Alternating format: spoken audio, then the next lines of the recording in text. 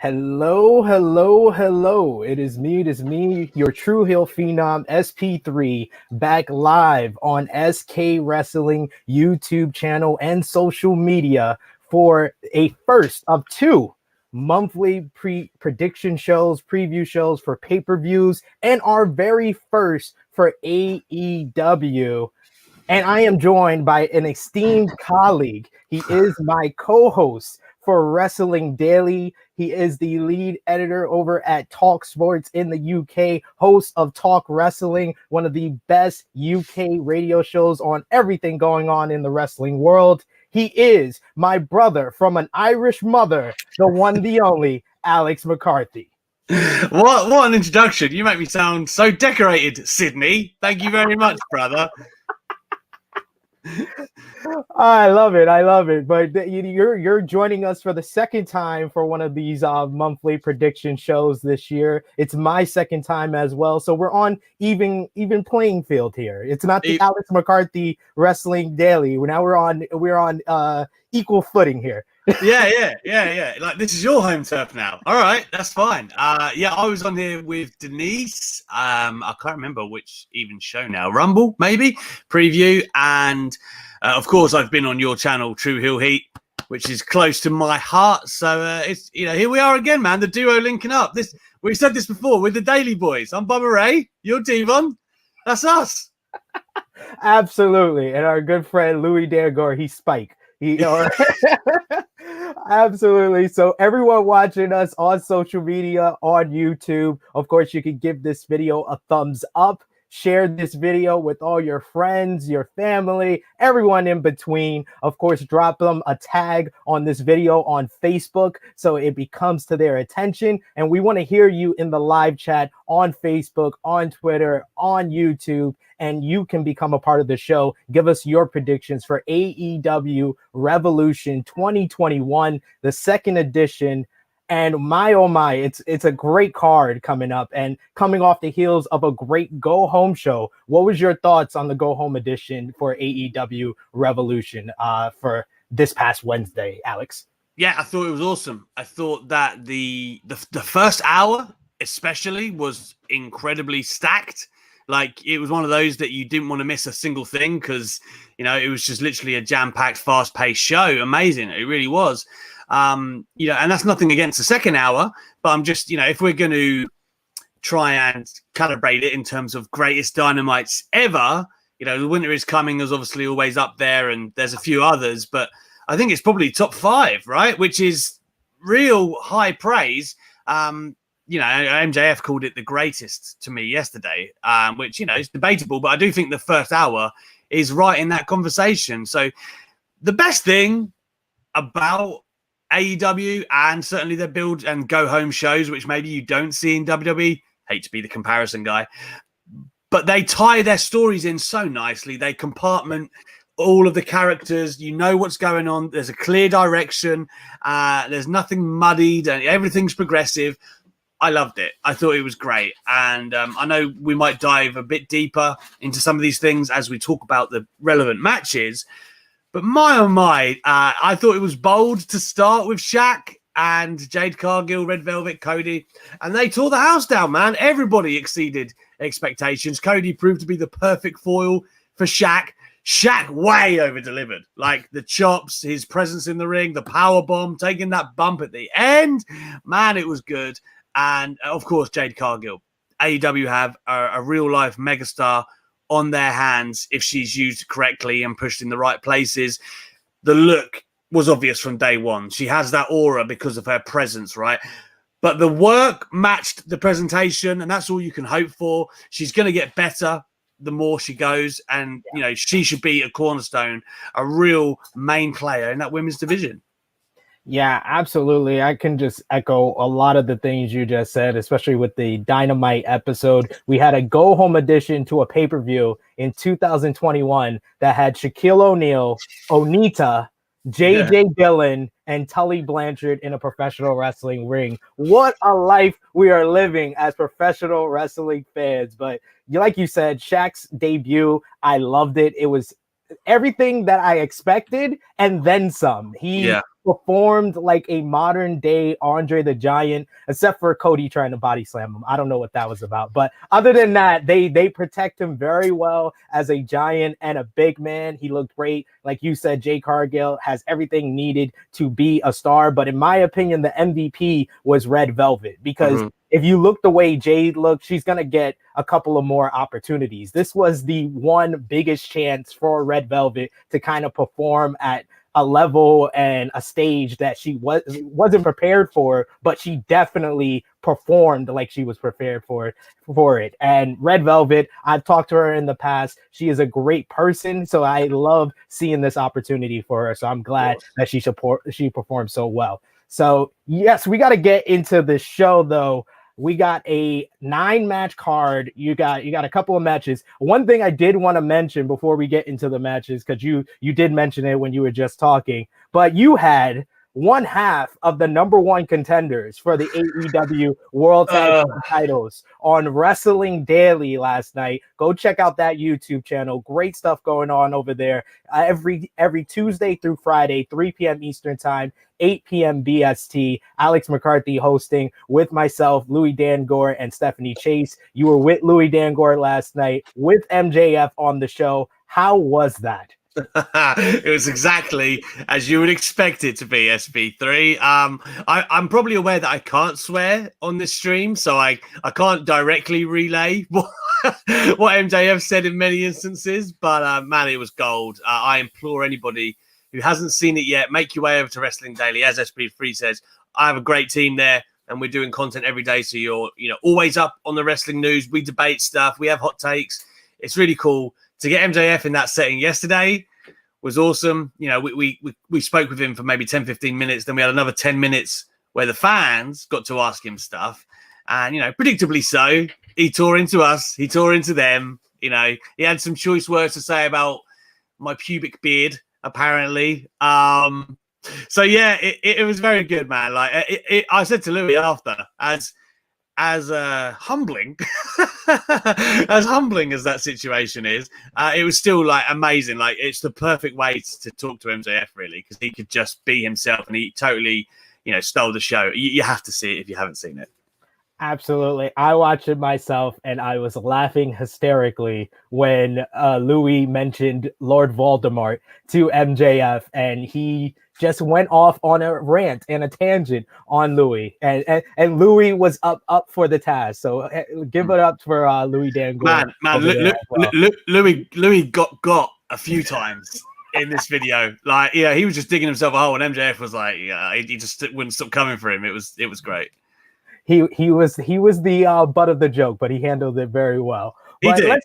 Let's get into the matchup with MJF teaming up with Chris Jericho to verse the Young Bucks for the AEW World Tag Team titles. Because Tony Khan on the AEW Restricted podcast mentioned that this match is going to open the show. A lot of build up to this with the whole MJF and Chris Jericho establishing themselves as the Inner Circle tag team, then winning the Battle Royal to become the number one contenders for AEW Revolution. We had the beatdown after the matchup with Santana and Ortiz versus the Young Bucks, and of course the beatdown on Papa Buck, bloodying him 2 weeks ago. And then of course the press conference this past week with Matt Jackson saying if AEW wasn't around to Chris Jericho, he'd be jerking the curtain at the Performance Center, which I'm pretty sure is an insult to AEW, but we won't get into all of that, Alex. But who do you think is going to win the AEW World Tag Team title match between the Young Bucks versus Chris Jericho and MJF?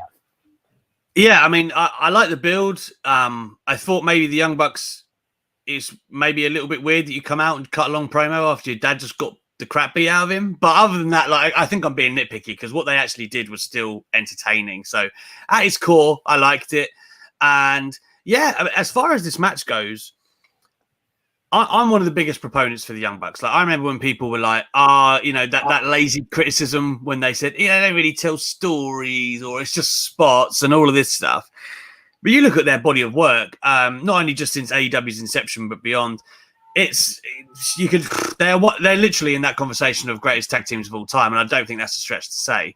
So you look at where they've gone though since winning the tag titles, and it really hasn't been as maybe fulfilling as I would have anticipated. You're expecting bangers left, right, and center, and maybe this is because AEW don't have a pay-per-view every month. Like, that's kind of part of it. But the bar has been set with what they did last year with Page and Omega. Obviously, they did great stuff with FTR as well, although not as well, in my opinion. But when you look at this here, I think it is all about MJF and Jericho. I do think that story continues. They win the belts. We get further and deeper into Jericho and MJF and the Inner Circle. And I just don't think that the Young Bucks are on like a hot roll that makes me believe that wouldn't happen. The only thing that would lead me to that conclusion would be if the implosion of Jericho and MJF is imminent. I don't think it is. So that leads me to believe Jericho and MJF. MJF, lest we forget, better tag team partner than The Rock and The Big Show. Quote Chris Jericho. So yeah, I'm looking forward to that, man. And I think having them as the champions and telling that story long term, I'm here for it. Yeah, I mean, I would love to see it. It would definitely be another twist in the whole saga of the Inner Circle. I'm going for the Young Bucks in this one because I feel the Young Bucks have two money matchups after this for them to get to, which would be against the Good Brothers for both titles, the AEW and Impact World Tag Team titles, as well as the rematch with FTR needs to be for the AEW World Tag Team titles. So I just think the Young Bucks win here. I do have to agree with you, Alex, though. The MJF Chris Jericho option is a little bit more appeasing and it has more story layers. And I think the issue with the Young Bucks, why they haven't felt so hot as champions, is because they kind of been in and out of the main story with Kenny Omega and the Good Brothers, the whole Bullet Club reunion, and they didn't really know where they like fit in because they have to tease like going heel. They're kind of a tweener role, which you never are fully invested in tweeners. And Young Bucks have kind of been in that stage ever since their false heel turn prior to the FTR's first match at Full Gear. Yeah, and that's the thing. Like the Good Brothers coming out and assisting them on Wednesday, I was just a bit like, that's kind of a face thing, is it not? Like that it was a face moment anyway.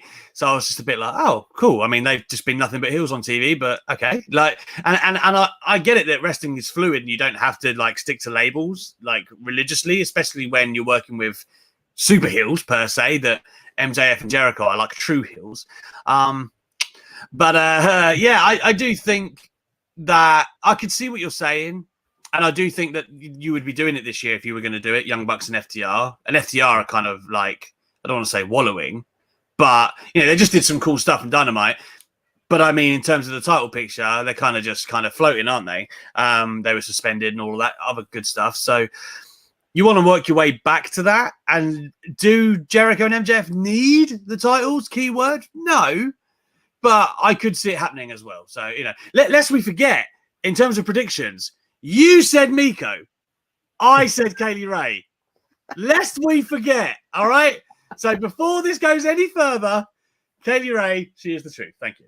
You did, and it was a great match. It lived up to the hype that you gave me prior. I watched it last night, and I don't watch NXT UK regularly, but when they have these big time matchups, and this one definitely lived up to it, and it made Kaylee Ray feel like a bigger champion because she has been champion for 551 days, but a pandemic. So, but we're digressing into WWE territory there. But we got in the comments over here, Karen Jump Mahal saying, I had a word with Tony. He said CM Punk is coming. And we also got Powered 4 TV saying, good afternoon, gentlemen. Can't wait for AEW Revolution. The audience last night on our shows were suggesting Kurt Angle is Paul White's hint. So let's get right to that.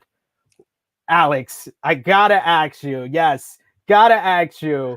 Yeah. Who do you think is the mystery? Is this mystery huge Hall of Fame worthy signee for AEW? Who do you think it is?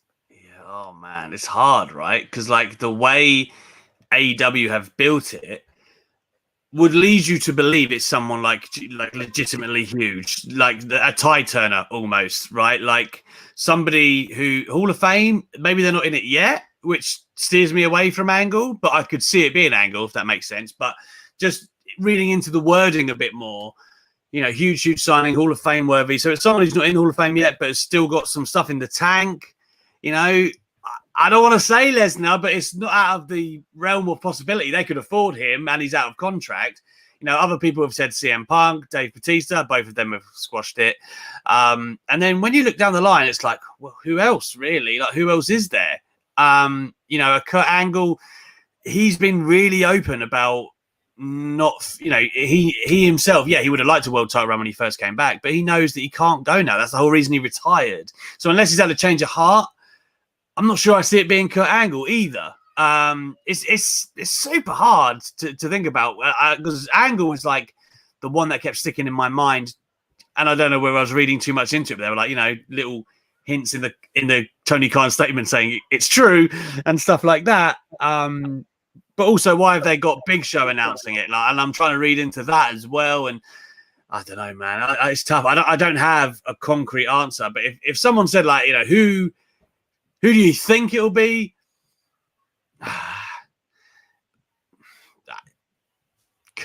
Kurt probably, but I still think it's someone who's not in the Hall of Fame yet. Like if it was Brock, Jesus Christ, like that will be insane. But I just can't. Oh, I don't know if I can see it.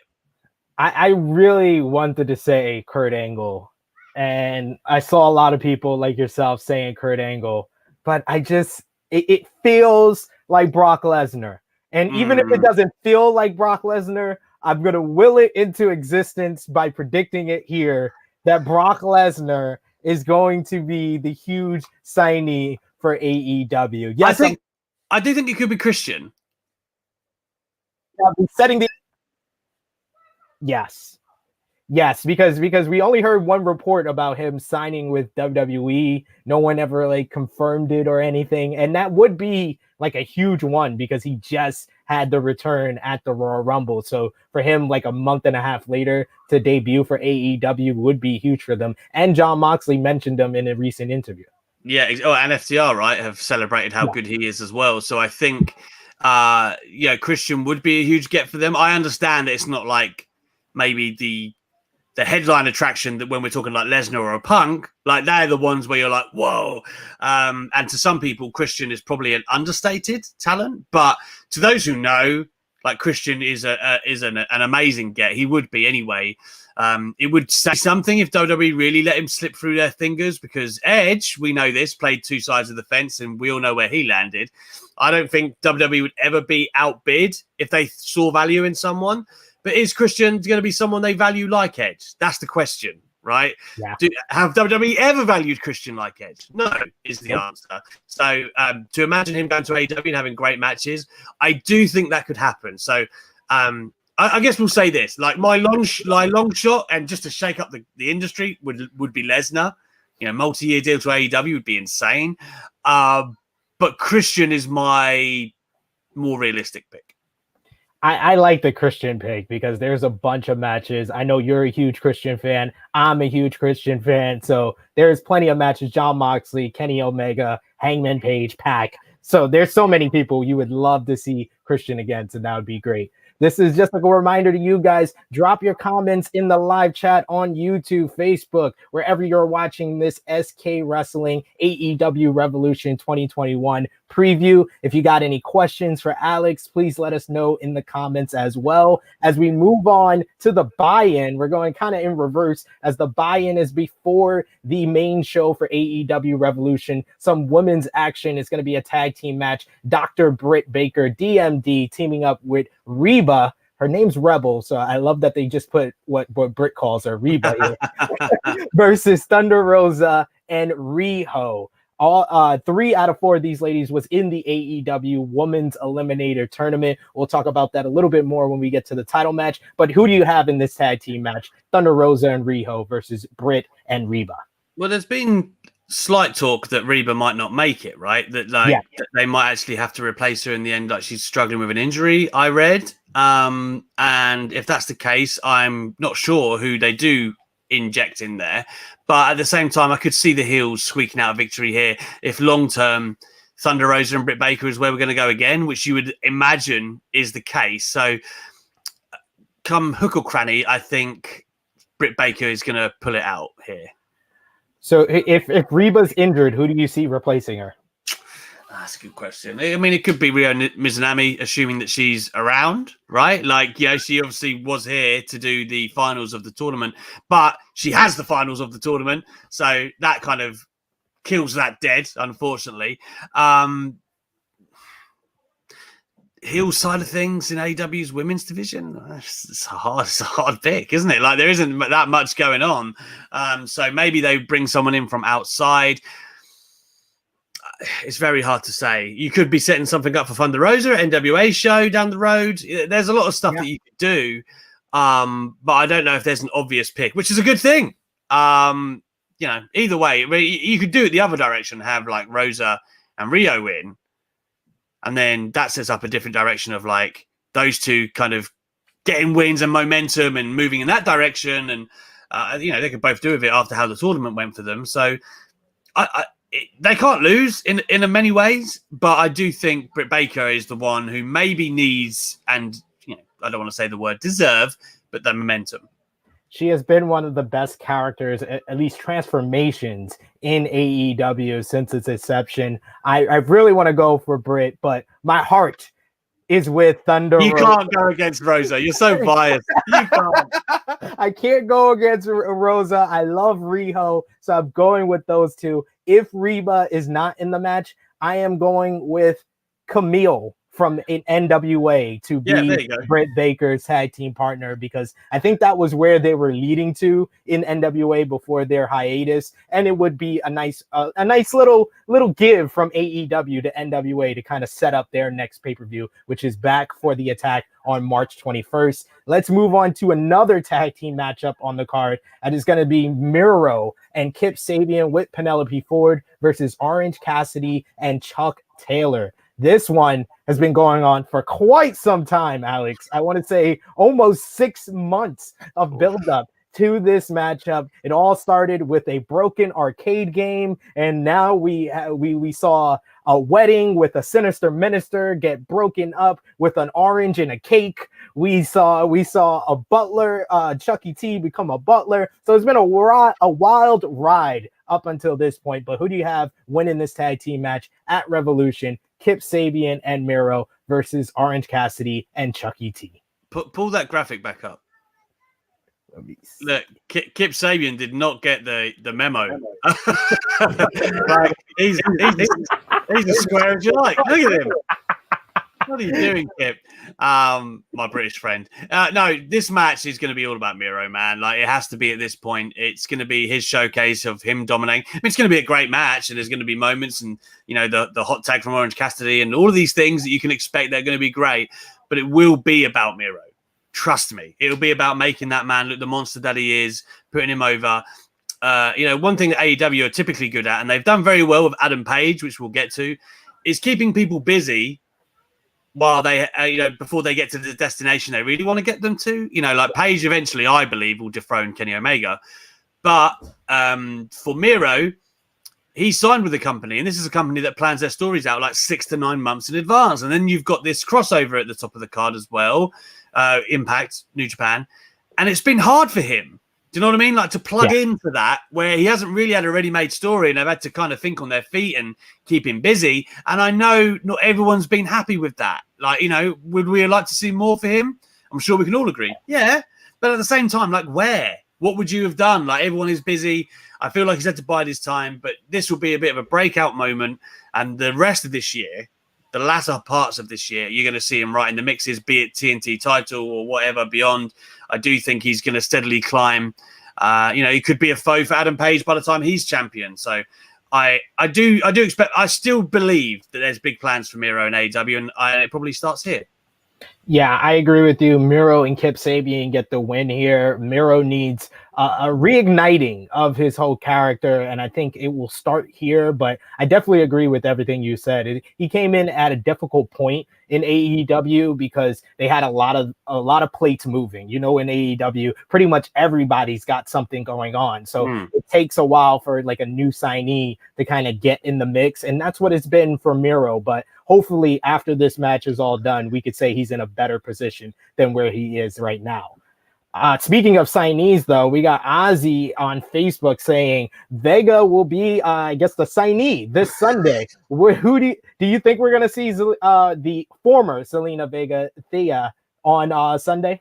Yeah, Tia Trinidad. I don't know if it'll be Sunday. I do think she'll land with AEW though. I just think it makes too much sense.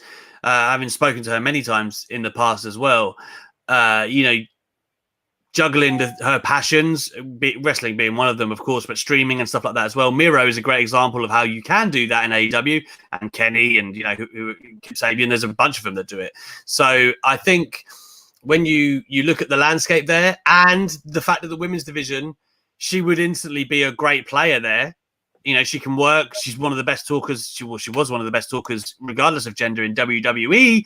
She would be a great signing. Tony Khan is, of course, interested as well, but he has said that he wanted to get Revolution out of the way. Of course, he could be swerving us, but I would imagine her signing will come in the coming weeks rather than imminently.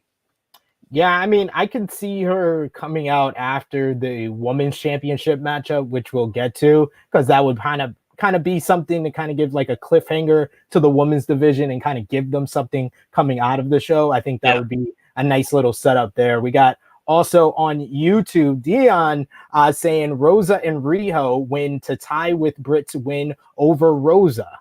Dion, by the way, is a good egg. He's a Wrestling Daily regular. Good lad.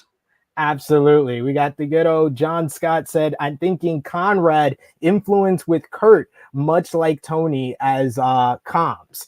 And then we also got, if it's Kurt, SP3, you are going to be in for it Monday, my friend, after what we spoke about with the signees.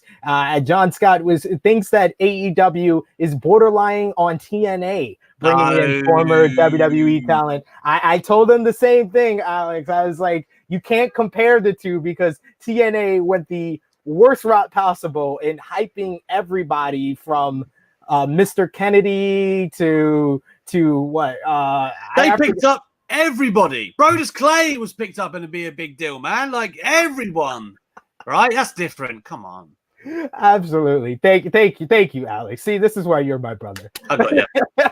Next up, we're going to talk about your boy Hangman Page as he's going to go one-on-one with Matt Hardy in the big money match. This is a match where the winner will get the loser's first quarter revenue for 2021. Probably one of the more interesting stipulations in AEW since its inception. But who do you think wins? This has all been building up for a couple of weeks now, ever since Matt Hardy started this whole Carney role as a manager. Got Private Party to sign contracts that gives him 30% of their revenue in AEW, as well as 50% of outside of AEW revenue. And then he tried to get Hangman Page to sign the same contract, but instead Hangman switched it for this contract for this matchup. So he got Page versus Hardy.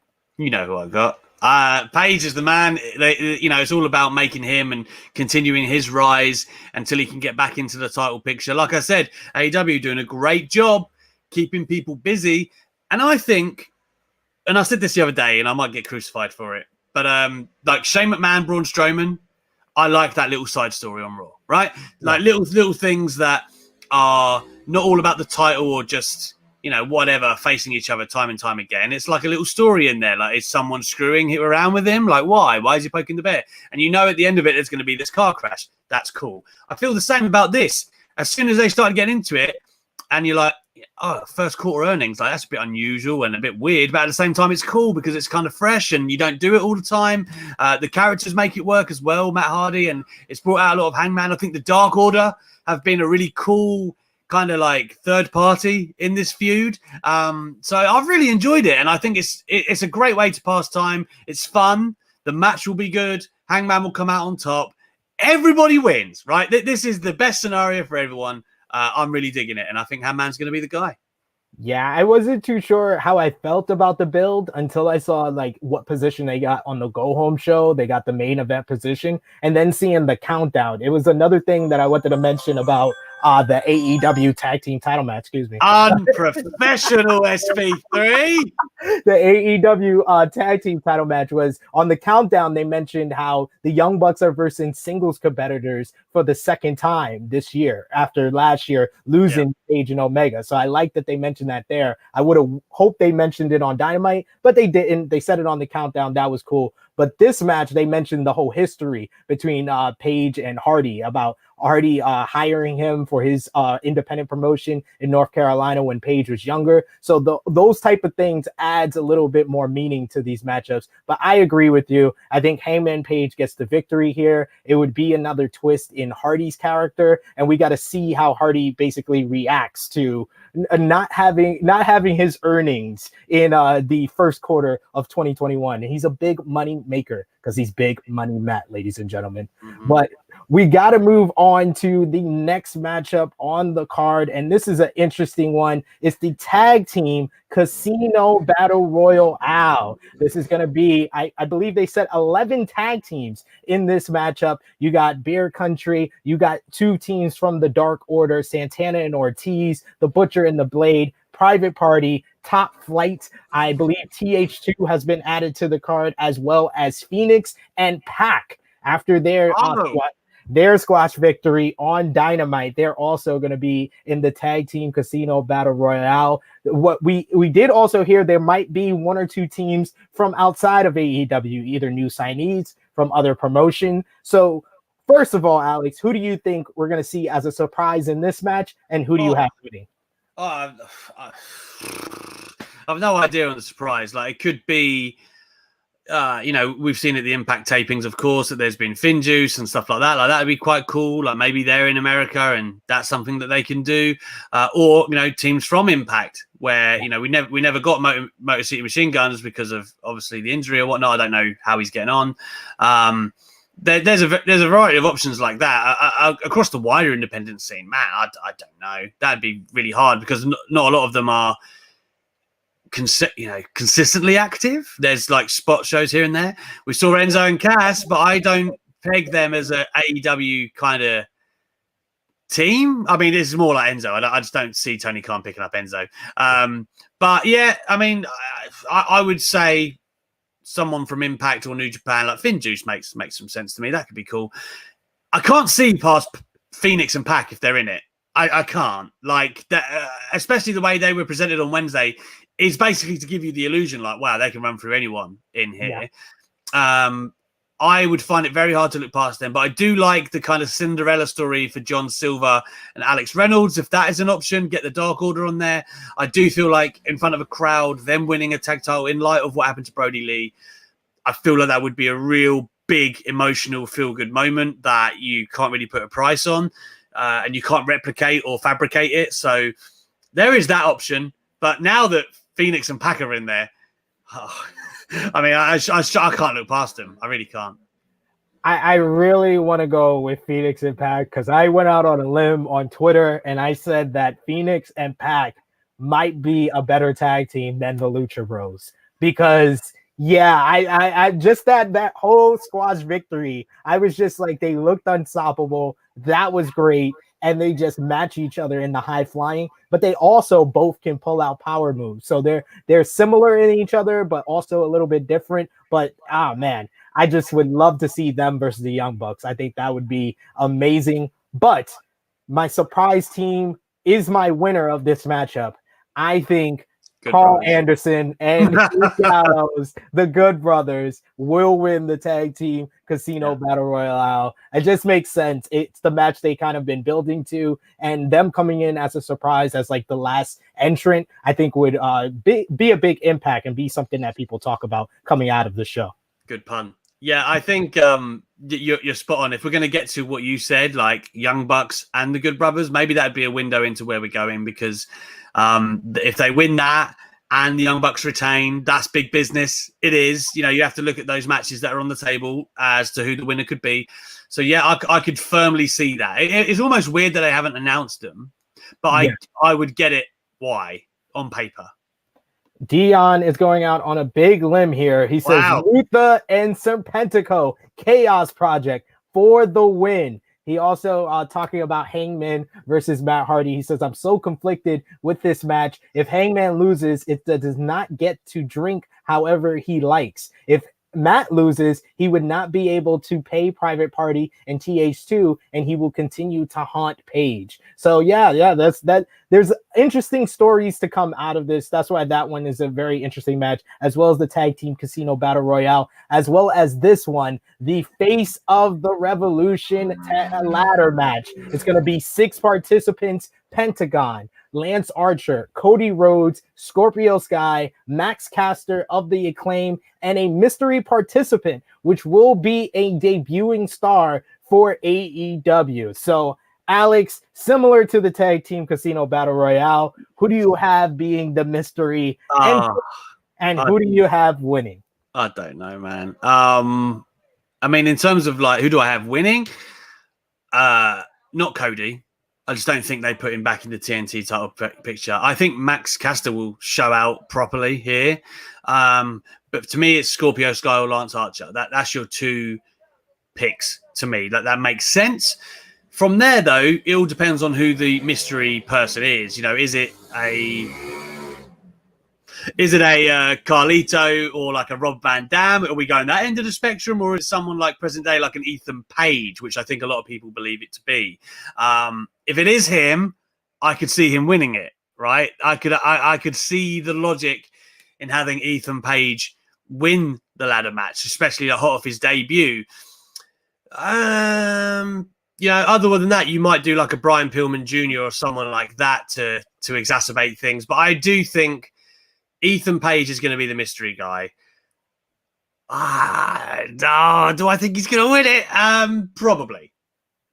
I'm going to agree with you. I think it is all ego Ethan Page for the win in this one.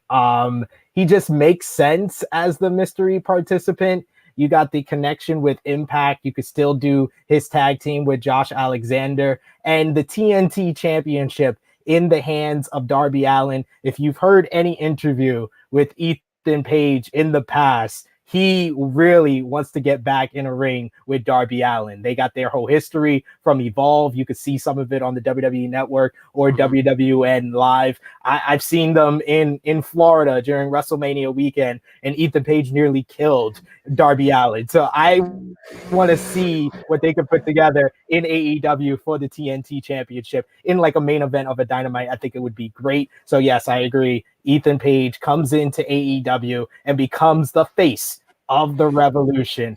But that is one scenario. Another scenario we have on this card is for the AEW Women's World Championship. This is a match that we've been kind of talking about for a while with the AEW Women's Eliminator Tournament over on Wrestling Daily. We've been really into it. And finally, it comes to a conclusion with the winner, Ryo Mizunami versus Hikaru Shida for the AEW Women's World Championship. Mizunami came through over Nyla Rose on this past Wednesday's Dynamite to win the tournament. Got into a forearm exchange with Hikaru Shida to hype up this matchup. Who do you have winning this matchup, Alex? And what was your overall thoughts on the Women's Eliminator and the outcome of Mizunami getting the victory? F Mizunami, right? F that woman after she beat Yuka Sakazaki. No, I'm only joking. And she beat Maki Ito. I agree. Exactly. Get her out. No, I'm joking. Listen, I thought her journey to the final was really well booked. Yeah. And now you've got Shida and that collision in the final that I think everyone is, excited for, and it's been built really well. Even the little teasers of when Shida's been involved, the Japanese side of the bracket and all of that good stuff. So I do think it's exciting. I'm just not sure that Shida drops it here. But if so, Mizunami, I do think it's a great introduction. They've got a lot of her character over. She's shown a lot through this tournament. It would be very cool if she was to win. Wouldn't be against it. But I think Shida does retain, and I still think there's more options. As the Josies filter in, which Kenny Omega essentially told me they will once travel restrictions are less. I think we'll see more of it, but I don't think Mizunami, is, to my knowledge, is going to be like full time over here in the States or anything like that moving forward. So while there's travel restrictions, I find it hard to buy. Yeah, I would really love for Mizunami to surprise everybody. I did hear that the reason why she was chosen to win the tournament is because she was already making moves to come over here to the US. So how long she's supposed to be here may be a deciding factor. They may use her as a transitional champion to a Britt Baker, to a Thunder Rosa. But I'm going to go with the safe bet here. I'm going to go with Hikaru Shida to retain. I agree with Dion here in the comments over on YouTube. Dion also thinks Pentagon will win the the Face of the Revolution ladder match. We got George Yaman. He's talking about the mystery signing. He says it's not going to be a male. It's going to be a female with Hall of Fame talent in Tessa Blanchard. He's going out on the limb here on this one. And we got Rambo 77.619. Alex and Louis got it from MJF last night. SP3, Legend of True Hill Heat and Power 4. Where can we watch this show? Is it just Fight TV? It's available on Fight TV in the UK for folks like Alex over there, as well as on pay-per-view and BR Live here in the US. 8 p.m. Eastern time on Sunday is the start of the main show. 7 p.m. it's available on YouTube. The buy-in with Thunder Rosa and Riho versus Britt Baker and Reba. But we got just a couple more matches to get through. 2 more matches, and it's 2 of the biggest, the 2 matches that everyone is talking about. First of all, it's the street fight, the tag team street fight with, for the first time in almost 6 years, Sting will return to the ring to team up with the face of TNT, the TNT champion, Darby Allin, versus Team Taz of Brian Cage and Ricky Starks with Taz and Hook in their corner. Wow.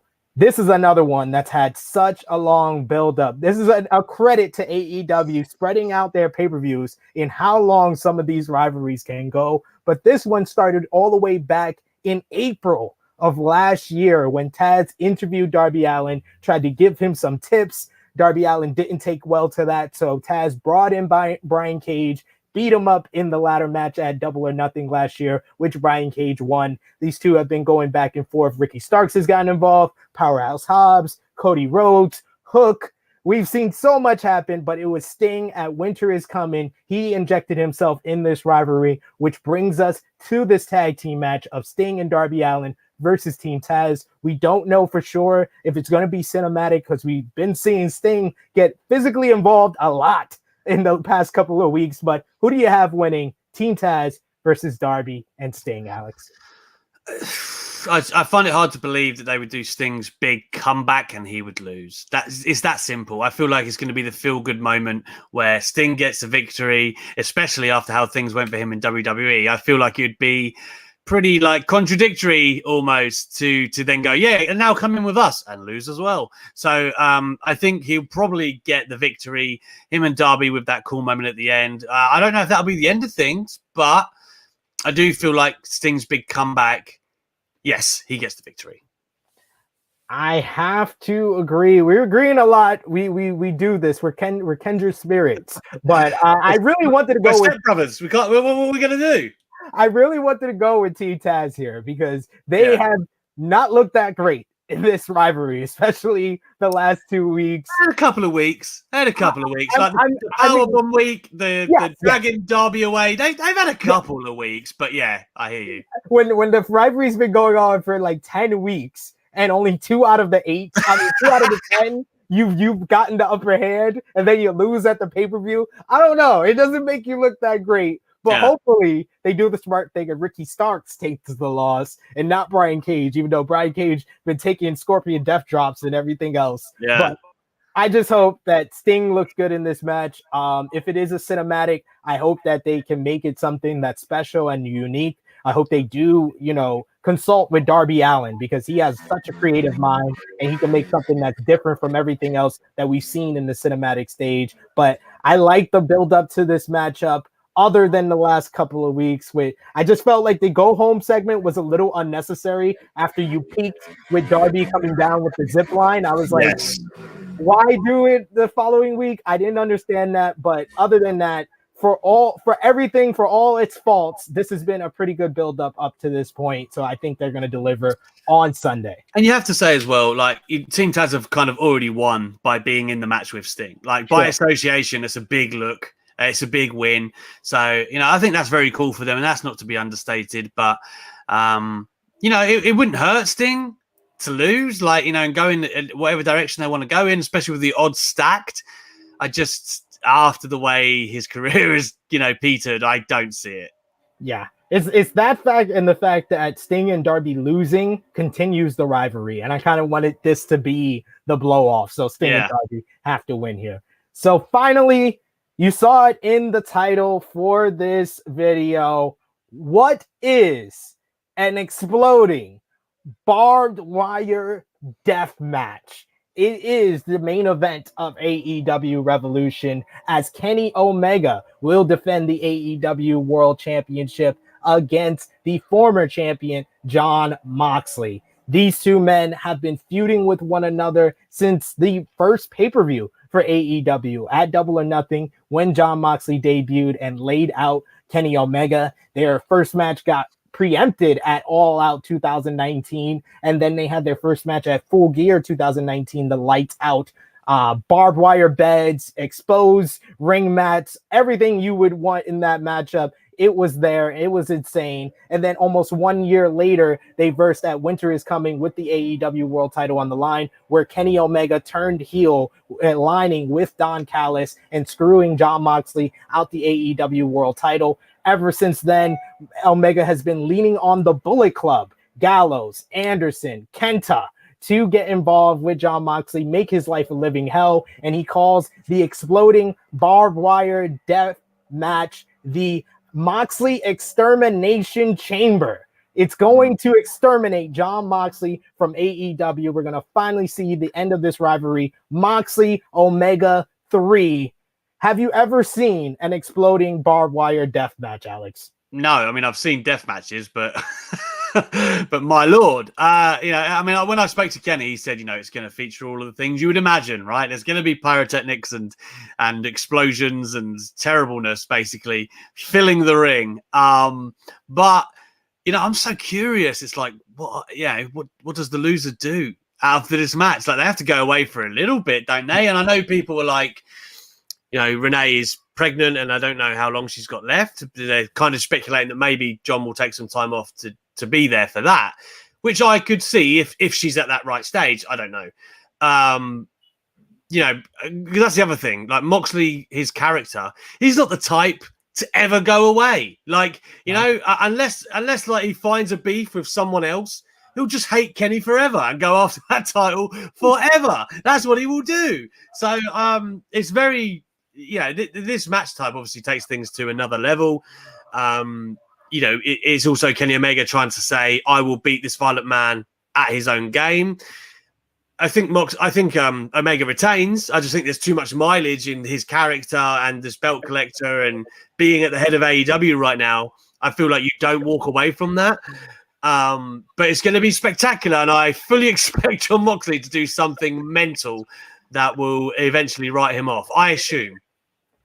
I mean, that is a safe assumption about this matchup, because Moxley's promo from 2 weeks ago, which was amazing, where he talked about the exploding barbed wire death. Not as good as Randy Orton or Edge. Don't forget that, SP3.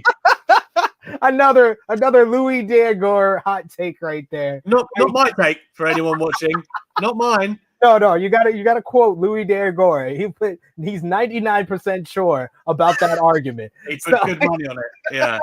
So yes, exploding barbed wire death match is a match where the ropes are replaced by barbed wire. It is basically wired with explosions. So when someone's back is being ripped and thrown into the barbed wire, an explosion will go off as well. I just recently rewatched Onita versus Funk. It is available on YouTube. If you want to prepare yourself mentally for what you are about to see this Sunday, Go out of your way right when this preview is done. Go out of your way to watch that match. If not that match, go over to Steph Chase YouTube channel. She did a live reactions to that matchup, and even that was great. Just seeing her reaction to Onita's back being ripped up, Funk getting thrown face first into the barbed wire. It's so insane. The lockup is amazing. So I just hope that we can get some of that energy in here. I'm hoping that Jon Moxley comes out to Wild Thing like Onita with the leather jacket and a cigarette in his mouth.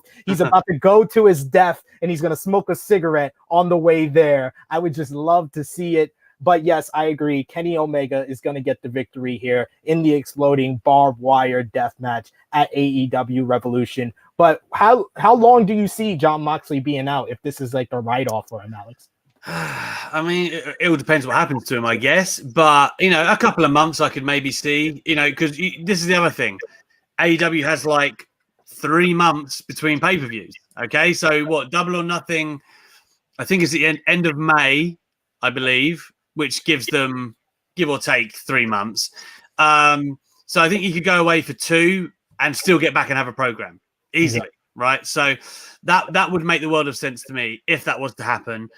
But as I say, I have no idea about due dates or anything like that. So I have no idea if this even marries up correctly. But that would make sense to me that he returned just in time to get a program going for Double or Nothing. Absolutely. And I'm going to predict that program is with Miro.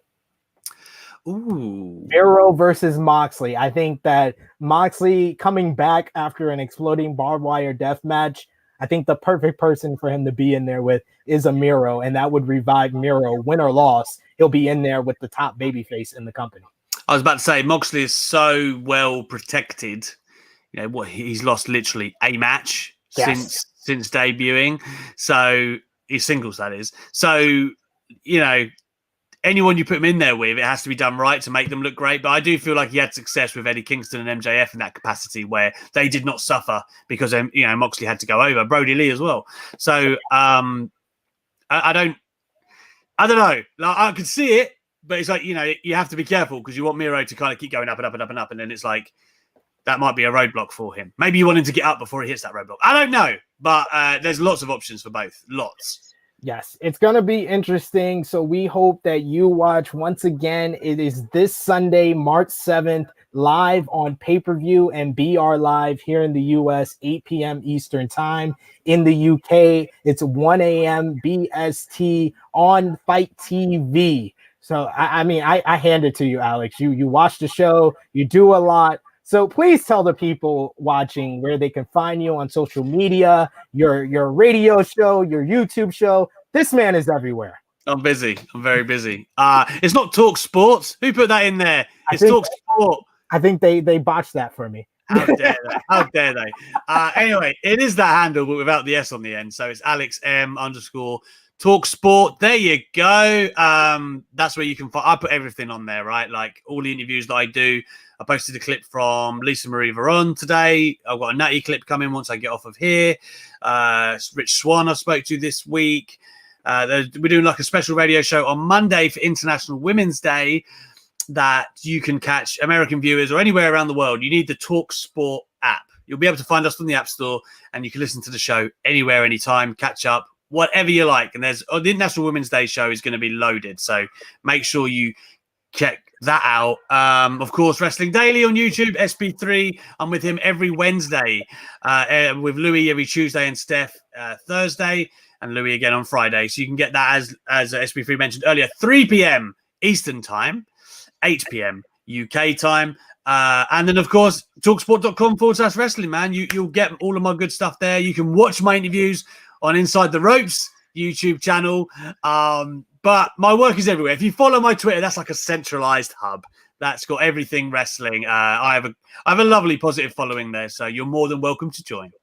Yes, if you're looking for one of the more positive people, someone with such a big heart in the wrestling community, always helping others in the community and in the media world, this man right here, Alex McCarthy, is that guy. I would not be here at the point that I am in wrestling media without this gentleman right here. That's why he is my esteemed colleague. You can find me over on Twitter at TrueHeelSP3. You can also find the brand True Heel Heat on Facebook, Twitter, and Instagram, as well as the YouTube channel. Daily content over there. We are going live tomorrow morning, 10 a.m. Eastern time with True Heel Heat 115 with special guest Stephanie Chase of Wrestling Daily. So we're bringing it all together. It is Revolution Week. We are very excited. Wrestling Daily's all over the place and right here on SK Wrestling as well. You're gonna watch, Alex? What, to you tomorrow? Yes. Of course. What do you think I'm gonna do? I'm gonna get my kids up and I'm gonna say, pay attention. Pay attention, little rugrats. We've got some wrestling to watch. And then I'm going to watch AEW on Sunday, man. I'm excited. Good weekend of wrestling. Absolutely. We hope all of you will watch as well. Like this video on YouTube. Share this video with all your wrestling fans, friends, family. Of course, push the iCard or the subscribe button to subscribe to the YouTube channel and the bell to stay notified so you always get the content right here on SK Wrestling. So for Alex McCarthy, it is me, your True Heel Phenom, SP3. This has been Sportskeeda Wrestling's AEW Revolution 2021 preview. We are signing off until next time.